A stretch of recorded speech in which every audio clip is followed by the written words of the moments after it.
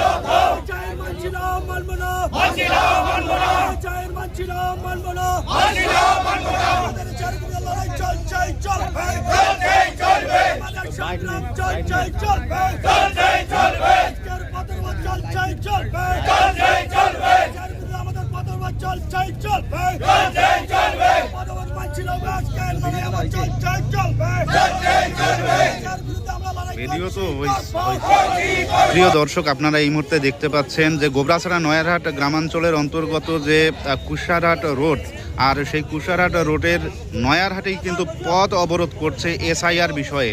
বারংবার হয়রানির শিকার হচ্ছেন সাধারণ মানুষ, সে কারণেই আজকে পথ অবরোধ। আমরা এই মুহূর্তে কথা বলে নেওয়ার চেষ্টা করব বিশিষ্ট ব্যক্তিত্বের সঙ্গে, যারা সাধারণ মানুষের সঙ্গে এবং সাধারণ মানুষের সঙ্গেই কিন্তু তারা এসআইআরের প্রতিবাদ করছেন। আচ্ছা, বলছিলাম আজকের যে এই প্রতিবাদ ঠিক কী কারণে হচ্ছে?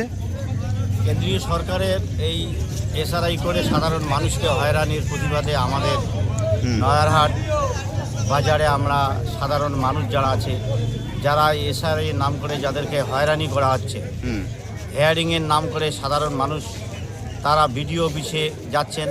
80 থেকে 90 বছরের বয়স্ক পুরুষ মহিলা এবং তাদেরকে তারা এই বিডিও অফিসে নিয়ে গিয়ে হয়রানি করাচ্ছে।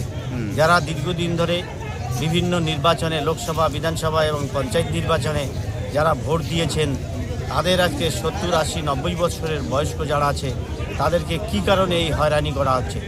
এবং সাধারণ মানুষ এই যে হয়রানির প্রতিবাদে আজকে সোচ্চার হয়েছে গ্রামের সাধারণ মানুষ।